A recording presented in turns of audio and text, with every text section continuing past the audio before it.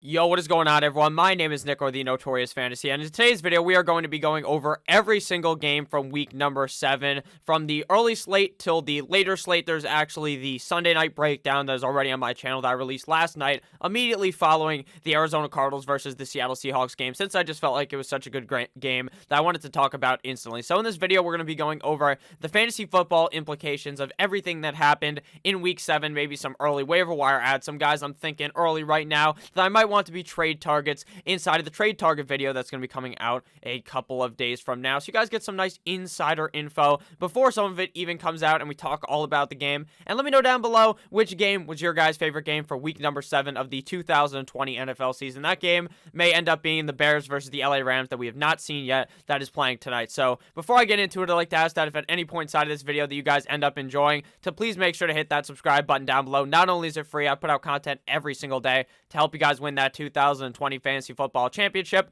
Right now, we have surpassed over 10,000 subscribers. That number is absolutely crazy. Certified bonkers. I have no idea how that even happened. It came out of nowhere. I didn't expect it to happen this fast, but it did. So thank you guys so much. It really means the world to me. So real quick before we get into it too, I'd like to give you guys a quick word from my friends, my sponsor over at Drafters.com. Drafters.com offers a variety of sports as well as games for fantasy football. You can play in the Rankem, you can play in the snake drafts, and pretty much the thing that I play most in is the snake drafts. It's pretty much just a regular fantasy football draft that you had at the beginning of the season, except for it is a weekly draft. You draft for 1 week, you see head-to-head up against a couple of people that you're playing against, who scores more fantasy football points, and then you win the cash at the end of the week. There's a variety of entry fees. Some of these are just $1, others go up to $100+, so it's really what you want to make of it, how much money you want to spend on a weekly basis. And if you use code Notorious at checkout, you get a 50% deposit bonus up to $100 with a 10 times rollover on the bonus to withdraw. So make sure you guys go on there, get that free money, play and win. It is super simple. Make sure you guys check it out, drafters.com. When you go to deposit, use code Notorious at checkout. And we are back. Let's get right into it. Buffalo Bills versus the New York Football Jets is the first game to talk about on Sunday's slate. There may or may not be timestamps if you guys are watching this later today. So Buffalo Bills 18, New York Football Jets 10. Buffalo Bills advance to 5-2. The New York Football Jets fall to a measly 0-7. Clearly, they are trying to get Trevor Lawrence or something because this team looks abysmal. Now, the Buffalo Bills looked pretty solid. Like, the numbers of the players were pretty good. It's just they could not score in the end zone. They just couldn't get it up for the occasion. They needed some Viagra, and they left it at home or something because Josh Allen just could not do anything in the red zone. Josh Allen, 30 of 43 for 307 yards, 0 touchdowns, 0 INTs. You got to know how they scored every single point, not from a single touchdown, but because Tyler Bass, the kicker that they drafted this offseason, is a certified beast and scored all this fucking points for the team. Played very well. It's Josh Allen, 11 for 61 as well on the ground. Cole Beasley, 11 for 112. Who would have seen that coming, to be completely honest with you? Sure, he's very involved in this offense, but typically it's Diggs. Typically it's maybe John Brown, but John Brown didn't play in this game, but maybe it's Diggs most of the time getting a lot of the yards as well as scoring the touchdowns. But since no touchdowns were scored, Cole Beasley kind of just ate it up like his name was Ezekiel Elliott. Tyler Kroft, 4 for 64. Zach Moss, 3 for 25. Stephon Diggs, 6 for 48 on 11 targets. So clearly, something's going to change next week. When you get 11 targets, you're not going to get 48 fucking yards every single time, especially when you're an athlete and a player with the skills that Mr. Stephon Diggs presents to the NFL. So I think that Diggs will have a bounce back game next week. Not all too worried about that. Devin Singletary, 8 for 29. Again, when Zach Moss is there, Devin Singletary is completely useless. You just simply cannot trust him because when Zach Moss is fucking healthy, he eats all of the work up there, and then these guys get fucked over. One guy does okay, the other guy does all right, and unless someone scores a touchdown, in reality, you're not going to want to start any of these guys. So unless one of them was to end up getting hurt, knock on wood, let's hope that doesn't happen, then either of them are pretty much going to be useless in fantasy football. For the New York Football Jets, Sammy Mano, Kid C, Go Sam. I think he was seeing Ghosts on Sunday. 12 of 23 for 120 yards and 2 INTs. 11 for 60 for Frank Gore, 11 for 39 and a tug for LaMichael P. Ryan. P. Ryan as well, 2 for 16 in the receiving game. P. Ryan was a guy suggested to add in last week's waiver wire video will probably happen again in this week's waiver wire video, since he's available in pretty much every single league and is one of those guys that you can just go ahead and pick up and add to your roster. Now, Brashad Perryman ends up getting hit with the 619 Rey Mysterio in this one and ends up getting hurt. I believe I didn't even see it on TV because they did not show the Brashad Perryman injury or this game at all on Red Zone. It honestly was like it was never even fucking played. All they showed was a bunch of field goals from the Bills. That's legitimately all I saw from this game. Denzel Mims 4 for 42. Braxton Berrios 4 for 35. Good start off for Denzel Mims in his first ever NFL game. 4 for 42 on 7 targets. I expect big things from him next year with Trevor Lawrence, not with Sammy Mano. So overall, what I got from this game is Josh Allen still looks very good, just didn't put up the game that you would expect because he never ended up scoring a touchdown. Stephon Diggs didn't play all that well, but got a million targets, just didn't come down with a lot of them. You're going to have those games with the receivers, but they're going to obviously have a bounce-back game. Next game here, we got the Cleveland Browns at the Cincinnati Bengals, and sadly, reports are today that Odell Beckham Jr. has torn his ACL. Out for the rest of the season. Terrible, obviously, if you saw that earlier in the game where Odell's hurt. It didn't look, in my opinion, didn't look all that bad. And then the more they talked about it, the worse and worse it seemed to be. And obviously, torn ACL, you're out for the season. Terrible for Odell Beckham Jr. Obviously, something important to note for this game. The Browns end up winning 37-34. The Browns are 5-2. 5-2. Who in their right mind would have believed that the Cleveland Browns in 2020 would be 5-2? Not I. I'll tell you that much. Bengals 34. The Bengals fall to 1-5-1. So the Bengals actually played very, very well in this game. That late touchdown to Donovan Peoples-Jones is really what elevated the Cleveland Browns to win that game. And now I'm not saying that was a lucky play from Baker because Baker was on fucking point this game. He was throwing straight up lasers, shooting them like his name was Rick Toffin from Call of Duty Zombies. That's what he was doing, shooting lasers all over the place. It was beautiful. Baker Mayfield clearly has reached the point where he is completely in his bag, meaning this guy is going to be completely cocky. He's going to be rubbing his nuts on the sideline. He's going to be tugging one off on the sideline, showing just how much more alpha he is than the other team. Interesting matchup for the next couple of years, obviously, assuming Baker gets another contract with the Cleveland Browns. The Baker versus Burrow matchup to go over. Baker Mayfield, 22 of 28 for 297, 5 tutties, and 1 INT, with a majority of the game being without Odell Beckham Jr. Joe Burrow, 35 of 47 for 406 yards, 3 touchdowns, and 1 INT. Excellent game from both guys. Honestly, did not expect this great of a showing from Baker Mayfield, considering the side he was coming into the game with a bruised rib, plays again, and I was just worried because last week that bruised rib really seemed to have hobbled him. He just didn't look all as good or all that good, and then this week he just looked like a completely different breed. Burrow also 634 and 1 on the ground, so an excellent game from both quarterbacks, and then an excellent game from not the quarterbacks but the wide receivers playing quarterback. Jarvis Landry 1 for 1 for 19 yards, and then Tyler Boyd 1 for 1 for 16 yards.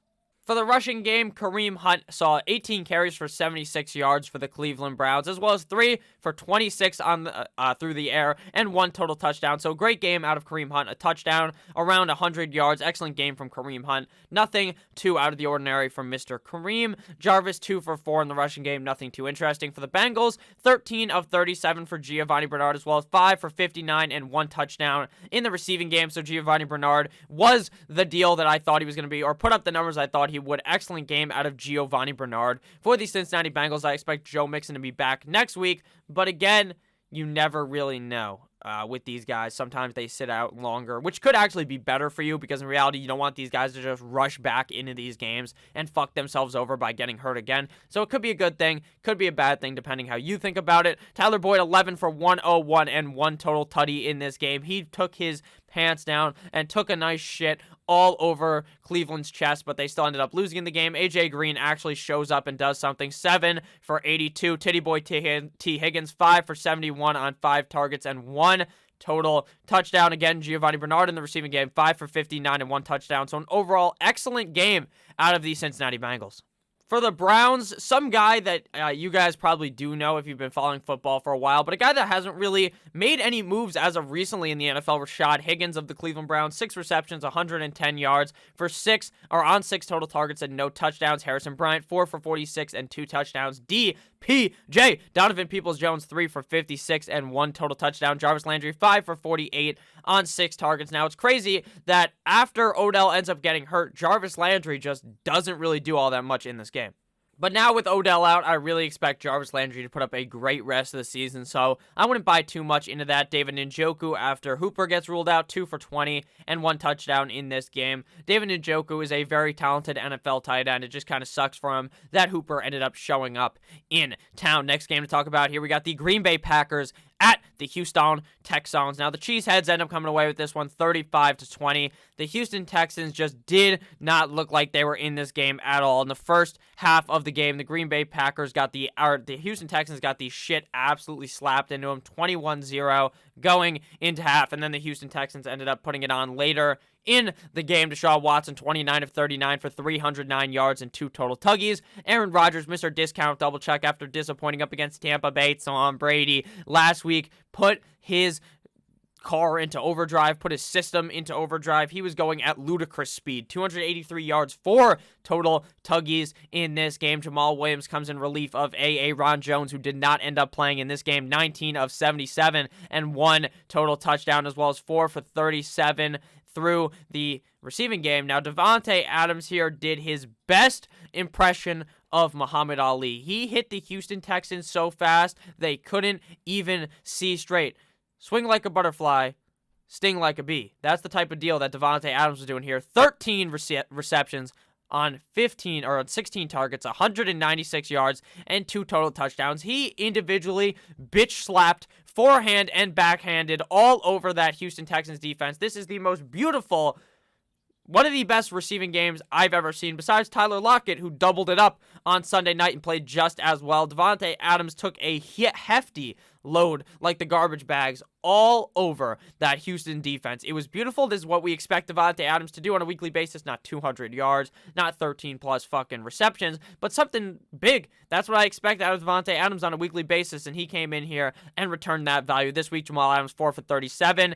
In the receiving game, Robert Tonyan, 2 for 32, so kind of a quiet game for Tonyan, but obviously when Davante Adams scores 2 fucking touchdowns and lights it up, and Jay Sternberger, the other tight end, ends up scoring a touchdown, you don't end up with the greatest game for the starting tight end, but that's all right. I'm not too pissed off about that. It's a solid game out of him.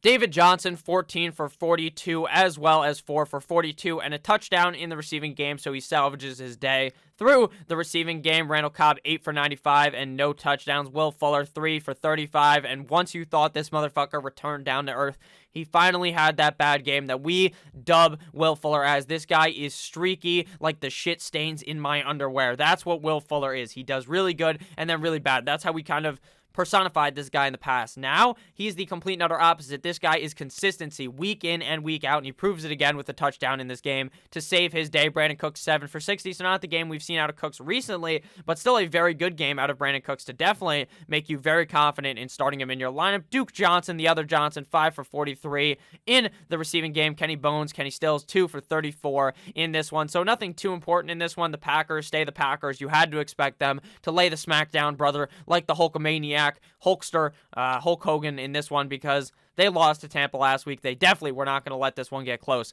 up against the Houston Texans. Next matchup here, we got the Dallas Cowboys up against the Washington football team. And if I'm being completely honest with you, I might just decide to turn the football game off on Sunday and watch paint dry, then choose to watch Dallas Cowboys versus the Philadelphia Eagles. I don't know who's in charge of scheduling in the NFL, but they deserve to actually get hit with the 619 Rey Mysterio. They deserve to get hit with the John Cena, you can't see me finishing move type deal, because this is brutal. No one in their right fucking mind is going to want to watch this after we saw the 2 shittiest NFC East games I've ever seen in my life. The Eagles versus the Giants on Thursday night, that was redeemed by the fact that Danny Fumbles ended up stumbling, running in like a 70-yard touchdown, and this game was redeemed by nothing aside from the fact that all the Dallas Cowboys fans are so sad, and it's fucking hilarious. Cowboys 3, Washington football team 25. Washington football team comes up to 2-5. Dallas falls to 2-5.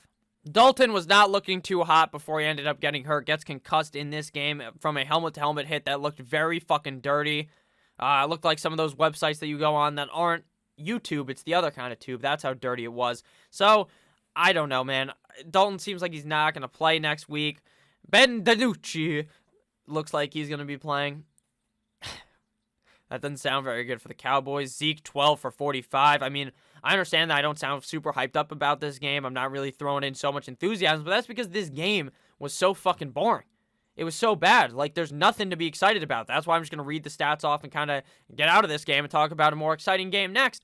Ezekiel Elliott, 12 for 45. This guy looks like his fantasy football points are dead in the fucking gutter. 1 for 6 in the receiving game. This guy just can't do anything if the offensive line's a fucking turnstile and the offense is running at snail goddamn speed. Amari Cooper, 7 for 80 on 7 targets. Dalton Schultz, 2 for 22. CeeDee Lamb, 0 for 0 and 5 targets. Is it dead? Is he dead? Michael Gallup, goose egg as well. Can you even trust these guys at this point? I don't even know. I feel like I went from so high on CeeDee Lamb this year to being completely sold out on him because the quarterback play here is just so bad. Kyle Allen for the Washington football team, 15 of 25 for 194 and 2 total touchdowns. Antonio Gibson, 20 for 128 and 1 touchdown. He finally stepped over J.D. McKissick like his name was Allen Iverson, and it was beautiful because now you can actually trust Antonio Gibson. Scoring McLaurin, 7 for 90 and 1 total tuggy in this game on 11 targets. Logan Thomas, the tight end, 7 for 60 and 1 touchdown, even though he's never going to do that again because he may do it again, but he's more of those kind of one-game wonder kind of a tight end. Also, huge congratulations to Ron Rivera. I read online that he has defeated cancer. He made cancer his bitch. Hit him with the 1-2 Mayweather. Congratulations to Ron Rivera, Riverboat Ron, head coach of the Washington football team. Obviously, that has nothing to do with fantasy football, but is an amazing sight to see. Very proud of Ron Rivera and the Washington organization for seeming like they may be able to turn it around here in the future. If you guys have ended up enjoying this video again thus far, please make sure to hit that subscribe button down below. Next game here, we got the Detroit Lions at the Atlanta Falcons, and what a choke yet again. Another choke by the Atlanta Falcons. The Atlanta Falcons continue to be cursed ever since they lost 28-3 to the fucking Tom Brady-led New England Patriots a couple of years ago. Detroit 23, Atlanta 22. Now, I'm going to see if I can pull this up because I believe it's on here. It is, where you can see the win total on here. And I'm going to close this out so that ESPN doesn't fucking steal my video, because I know how much they want my videos. I know how much they want to hire me. Yeah, I mean, they can hire me at any point. If anyone wants to hire me, Barstool, any of you guys, if you're watching, please make sure to slide in my DMs on Twitter. So look at this.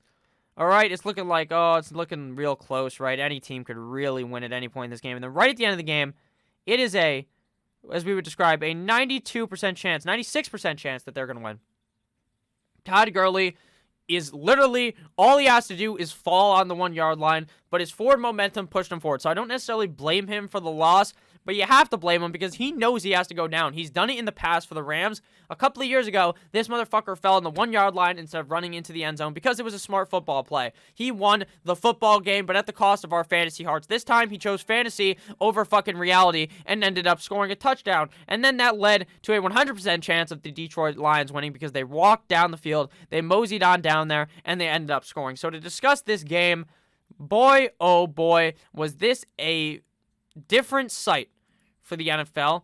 Matthew Stafford, 25 of 36 for 340 and only 1 touchdown. Only 1 touchdown for him. DeAndre Swift, 9 for 27 and 1 touchdown, as well as 4 for 21 through the air. So DeAndre Swift seems like the weekly start there for the running back, even if he's not getting a majority of the carries. Kenny Bones destroys yet again, 6 for 114 and 7 targets. Marvin Jones returns to normalcy. Will he be able to keep it up? 5 for 80 on 6 total targets. Will this be the same Marvin Jones we saw last year, or will he return to being complete and utter dog shit for your lineup like he has been in the past? TJ Hawkinson with the game-winning touchdown, 5 for 59 and 1 total touchdown for Mr. Hawkinson. For the Falcons, Matty Ice Matthew Ryan returns back to being shit again.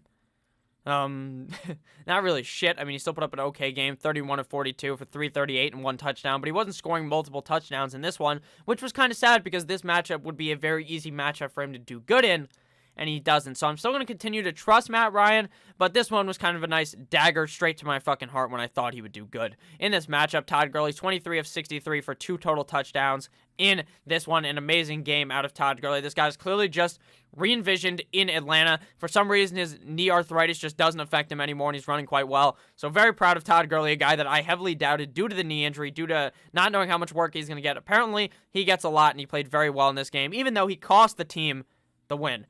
For the Atlanta Falcons receiving game, Julio Jones back in the saddle, 8 for 97. No touchdowns in this game, but who would have guessed that Julio Jones wouldn't score a touchdown?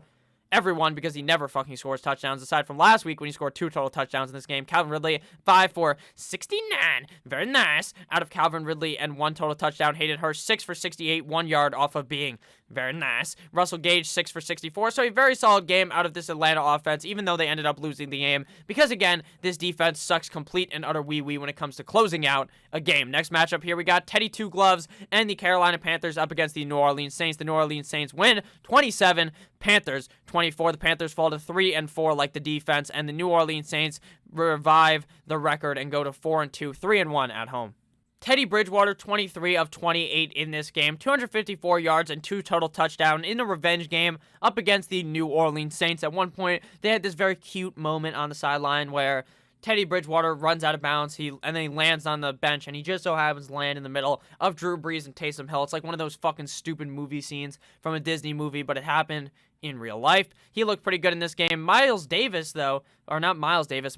Fat Mike, very disappointing in this one. 7 of 12. He was looking deflated like a football in New England. 5 for 24 in this game. Now, if there is one thing to talk about in this game, it has to be DJ Moore. This motherfucker. You motherfucker, DJ Moore. Once I finally sell out on you, once I'm like, you know what, he's just a safe play, has no upside. This motherfucker goes out there in blown coverage, does his best social distancing, and just is wide open.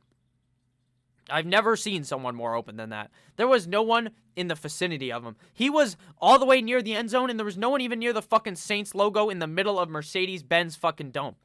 That's how open he was. 4 for 93 and 2 touchdowns in this one. Amazing game out of DJ Moore, but don't expect this very much for the future for him to be like that big play guy, but maybe he is. Robbie Anderson, 6 for 74. Not a game you expect out of Robbie Anderson. He's been playing much better recently, but hey, that's still a pretty solid game for fantasy football. Curtis Samuel, 6 for 48. Mike Davis, 5 for 24 on 5 targets. So he kind of redeems his god-awful game by catching the ball a couple of times, but obviously doesn't elevate him to where he has been. Now, there are reports that Christian McCaffrey runs CMC, may be good to go in Carolina Panthers Thursday night game, I believe, up against the Atlanta Falcons, but it is a very slim chance. So I would assume Mike Davis plays again next week. For the Saints, Drew Brees, 29 of 36 for 2 total touchdowns on 287 yards. Taysom Hill, 1 for 1, and it goes for 0 total yards. Even without Michael Thomas, even without Emmanuel Sanders, the Saints still find a way to win. Crazy. Alvin Kamara, 14 of 83 in the rushing game. Latavius Murray, 11 for 47. Taysom Hill, 1 for 6. Drew Brees, 3 for 2 and a touchdown, but it's not like he busted one off like Lamar fucking Jackson. He did his best pocket quarterback impression and just hopped over the offensive line and stuck it into the end zone. Just the tip. Marquise Callaway, 8 for 75. Alvin Kamara, 8 for 65 in the receiving game. Traquan Smith, 4 for 54. So kind of a down game for Traquan compared to what I thought he would do. Jared Cook had not so good of a game, 2 for 32, but ended up scoring a touchdown to salvage that game. Not too sure when Michael Thomas is returning. I think he got into a fight with his teammates. I think he's hurt. If you're listening on a podcast, I'm doing the thing with your fingers, where you put 2 down, you go, hurt, like not quotation marks, what are those called? I don't even know, but air quotes, like, hurt, like he's not actually fucking hurt, right? I don't know. I really don't know what's going to happen with Michael Thomas. This guy's played 1 game thus far this season. We're almost at week 10. Not that we're at week 10, but we're getting close to it, and he's still not there. Does he get traded?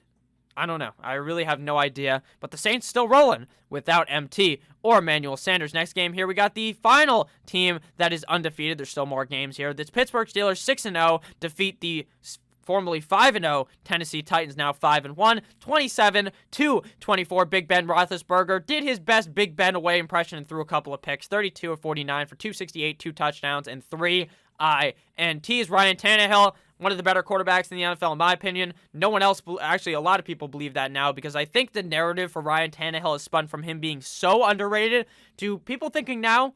I honestly see a lot of people talking about how good he is, so maybe we're now overrating him. Because if you look at his numbers, they're so comparable to Patrick Mahomes. Ryan Tannehill's not fucking Patrick Mahomes, but he plays like him. He plays very fucking well.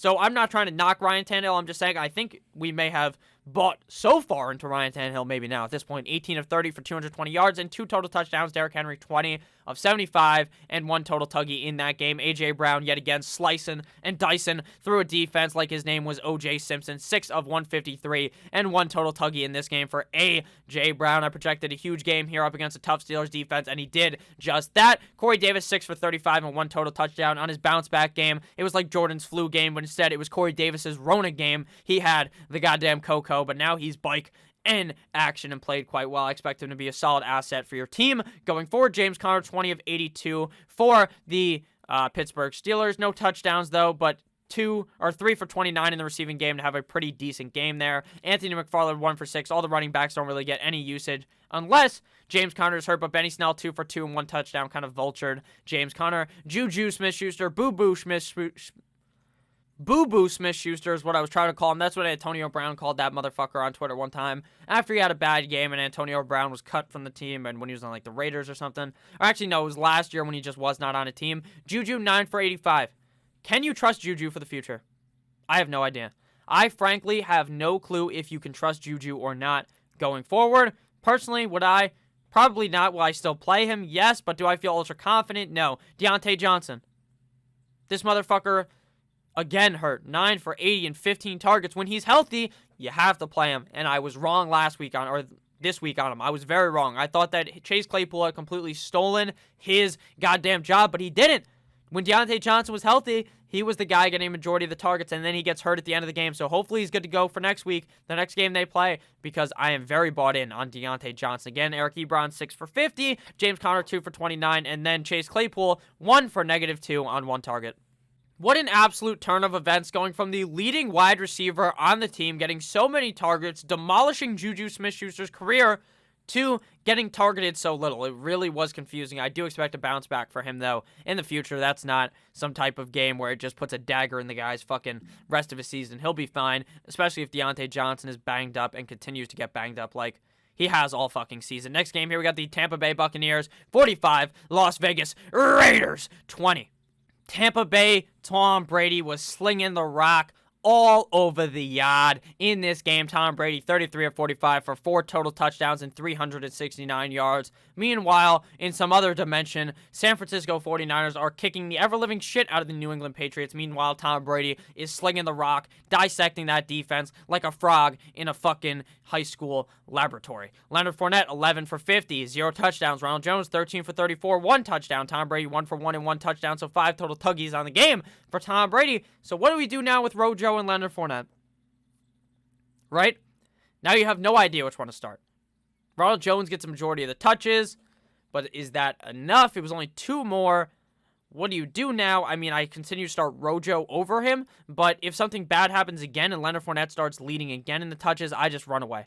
And I just bench both of them until someone gets hurt again. Knock on wood. Let's hope that doesn't happen. Scotty Miller, 6 for 9. Very nice. 109 yards and 1 total touchdown. Scotty Miller can go fuck himself, if I'm being completely honest with you. Because this guy does his best Houdini impression one game. He completely disappears. And then a couple games from then, he goes balls deep into defense. So I have no trust in Scotty Miller at all. But what a man, doing so well in the NFL. 9 for 88 and 1 touchdown for Chris Godwin and 9 total targets. Next week, they will be without Antonio Brown as well.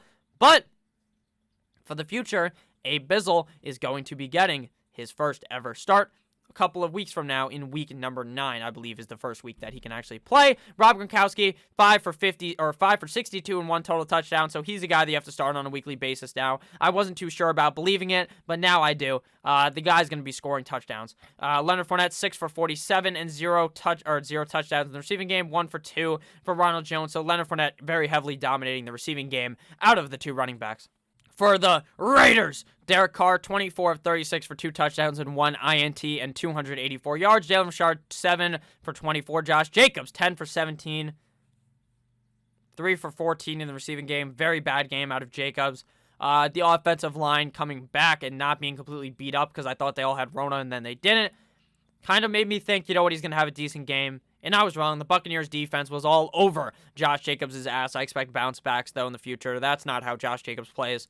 The offensive line normally good, just didn't look all that good due to not having as much practice. This week, Nelson Aguilar 5 for 107 and 1 touchdown. What happened with Nelson Aguilar? I've made this joke a million times, but it's still so funny. This guy couldn't catch anything in Philadelphia, but once he went to Las Vegas, he could catch anything, just like you can if you go to one of those nice places where you can get a nice I don't even know how to word it where it's not being completely obvious what I'm talking about, but you guys know what I'm talking about. If you know, you know. Darren Waller, the Walrus, 6 of 9. Very nice. 50 yards and 1 total touchdown in this game. Darren Waller's just a real fucking deal at the tight end position. No one should be doubting him at this point. Hunter Renfrow, that bald fuck, 4 for 42 and 6 total receptions. And then Henry Ruggs, 2 for 35 and 3 total targets. So not a great game out of the Rugginator, but what do you really expect? He's really just one of those hot or cold players. He's either going to score you 20 points or like 5 points, so can't really expect too much out of him on a weekly basis. Next game here, we got the dismantlement of the New England Deflatriots at the hands of Jimmy Garoppolo. Not really Jimmy Garoppolo, more of the running game, if I'm being completely honest with you. They just took Tom Brady, not Tom Brady, because Tom Brady won. They took Cam Newton, they took Bill Belichick, laid him out flat on the table, and just went back and forth.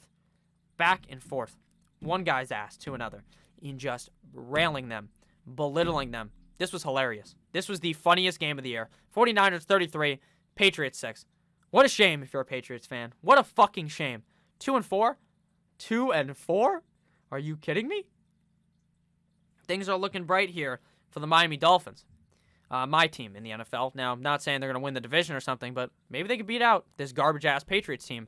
49ers, though, Jimmy Garoppolo, I should say, did not look good. 277, 0 touchdowns, 2 INTs. But Jeff Wilson Jr., who ends up getting hurt at the end of the game, hopefully he's okay. Knock on wood, did not look okay, though. 17 for 112 and 3 total touchdowns. Hasty, 9 for 57. Disappointment of the game, Jerick McKinnon, 3 for -1. What? And his long carry was 1 yard. He just didn't get the opportunity at all in this game, and it was very confusing. But I don't know what to do with McKinnon in the future. I'm probably just not going to start him. Brandon Ayuk, 6 for 115. Samuel, 5 for 65. I guess you can trust these guys now. So go ahead and keep Ayuk and Deebo Samuel in your lineup. George Kittle, 5 for 55. No touchdowns, but a solid game out of Mr. Kittle. Me Timbers. For the passing offense of the Patriots, Cam Newton. That schmuck showed up to the game wearing the fucking dumbest hat, and he loses. Do I expect Cam to bounce back at this point now? At this point, this Patriots offense looks as deflated as a football when they were going up against the Colts a couple of years ago. It doesn't look good. Cam Newton, 9 for 15, 3 INTs. He realized, though, after the game, he said that if he keeps playing like this, he will not have a job in the NFL. Sent him 6 for 10 and 1 INT in this game. He came in relief. Didn't look that good either. But, come on, Cam. 3 INTs? What the fuck are you doing? And then due to this, James White, for some reason, just was not involved at all in this game. Takes a shitter, 1 for 3, as well as nothing on the ground. So, I don't know. I expect James White to bounce back, though. Not too sure about the rest of this team. Damian Harris, 10 for 58. N'Keal Harry ends up getting hurt in this one. Edelman ends up getting hurt as well. So, it was just a complete and utter shit show of a game from the Patriots. Next game here, we got the winter wonderland of the Chiefs going up against the Denver Broncos in Denver. It was quite the snowy game. If you guys have ended up still enjoying this video, we're very deep. We're balls deep in this one. Hopefully you guys have ended up enjoying it. If you have, please make sure to hit that subscribe button down below. For the Broncos, Horsecock Drew Lock, 24 of 40 for 254 yards and 2 INTs. Not the greatest game out of Lock. Patrick Mahomes, 15 of 23 for 1 touchdown, 0 INTs, 200 yards. I expected a huge game out of Mahomes. He always plays good in the snow. But in reality, they were scoring defensive touchdowns. They're scoring special teams touchdowns because Byron Pringle, the Pringles can, takes it to the fucking house. So, not a good game out of Mahomes. They pull him at the end, and Chad Henne runs in a touchdown when they should have just kept fucking Mahomes in to score another touchdown, but I understand why they would sit their future, the guy they paid zillions of dollars to be the quarterback for the Chiefs of the future. Clyde Edwards-Helaire, only 8 touches, but 46 yards and 1 touchdown. Le'Veon Bell, 6 for 39, as well as 1 for 17 through the receiving game for Clyde Edwards-Helaire. I expect a huge week out of Le'Veon Bell next week up against his former team, the New York Football Jets. Didn't expect anything big out of Le'Veon Bell this game, but I thought he would be more involved, but they just weren't really having the ball all that often because they were just scoring touchdowns on defense and on special teams. Mecole Hardman 2 for 57, Tyreek Hill 6 for 55 and 1 touchdown. Travis Kelce puts up a stinker, 3 for 31 in that game. The rushing offense of the Denver Broncos 9 for 79 for Phillip Lindsay, gets more rushing yards with less attempts than Melvin Gordon, 17 for 68 and 1 touchdown, 1 yard off of being very nice. So Phillip Lindsay clearly looks like the better running back there, but he did get banged up in this game. Albert O, Drew Lock's former offensive or tight end in college, where he went to Missouri, I believe. 7 for 60 for him. Tim Patrick, 3 for 44. Noah Fant coming off the injury, 3 for 38. Nothing too notable of the receivers in this game. This was a cock-slapping by the Kansas City Chiefs. And final game to talk about, again, if you guys want to hear about the Seattle Seahawks at the Arizona Cardinals, that video is already out on my channel. We got Horsecock Herbert versus Gardner Minshew. Herbert comes up victorious 39-29 in this game. The Chargers rise to 2-4. First ever win for Justin Herbert, the pervert. 1-6 the Jaguars fall to with 29 points in this game. Gardner Minshew looked good though. 14 of 27 for 173 and 2 total touchdowns. James Robinson tore that defense a new ass. In the receiving game, 4 for 18 and 1 touchdown, as well as a touchdown in the rushing game and 119 yards on 22 carries. Robinson's new nickname is Real Deal Robinson because this guy, so many people were saying his train is going to stop. It's going to come to a strong stop by like a car going in front of it and it running the fucking car over and murdering you being the car, and the James Robinson train being the fucking train. And it has not been derailed yet, and I don't think it will be. He's so involved in the rushing game, so involved in the receiving game. He's the perfect fantasy football running back. I love James Robinson. Here's half the heart, actually, James Robinson. You complete the other part of the heart. I love you, James Robinson. Laviska, 3 for 44. DJ Chark. Come on, man. 1 for 26 on 7 targets. You got to catch those. You just got to. Bad game out of him. Are we sold out on Chark yet? No. Am I completely bought in on starting him for the future, though? Not 100%. Herbert looked amazing. 27 of 43, 347 passing yards, 3 touchdowns. In the rushing game, 9 for 66 and 1 touchdown. This guy's just simply built different. But we'll see who the best rookie of the year is going to be offensively for the next couple of weeks. Now that Tua's in there, all the big 3 starting quarterbacks, the guys drafted in the top 6 of the draft, Burrow at number 1, Tua at 5, Herbert at 6. We're now going to see them all in action for the rest of the season. Herbert has looked excellent, though. There's no denying that. No denying how good this guy's looked this season. And if he's on your fantasy football waiver wire, you 100% have to add him at this point, but I doubt he is. Joshua Kelly, 12 for 29. Justin Jackson, 5 for 12. I mean, don't start any of them, I guess. Guess that's the answer, to be honest, because neither of them look good in this game. Keenan Allen, amazing, 10 for 125, 0 touchdowns. And then a bunch of random motherfuckers scored a touchdown. Virgil Green, former backup tight end of every single team in the NFL. Jalen Guyton, 1 touchdown. And Donald Parham, XFL star, 1 touchdown. Hunter Henry somehow does nothing, 3 for 23. Mike Williams also does nothing in this game. So I don't know. Chargers offense, very confusing. The only guy you're really trying to start now is Keenan Allen, as well as Justin Herbert. So thank you guys all for watching this video. I understand this is very long, so you may not even have gotten here, but I do appreciate it if you made it all the way this way. Make sure to leave a comment, Gardner Minshew, down below in the comments if you made it this far. If you did end up enjoying, please make sure to hit that subscribe button. Drafters.com, link down below in the description. You could also check out OverlayDFS.com, link down below in the description. They're both my sponsors. I didn't get rid of them. I still love them. I love both these websites. Thank you guys so much for watching. I would really appreciate it if you guys had a great rest of your guys' day. And I'll see you guys tomorrow morning with the waiver wire video. Goodbye.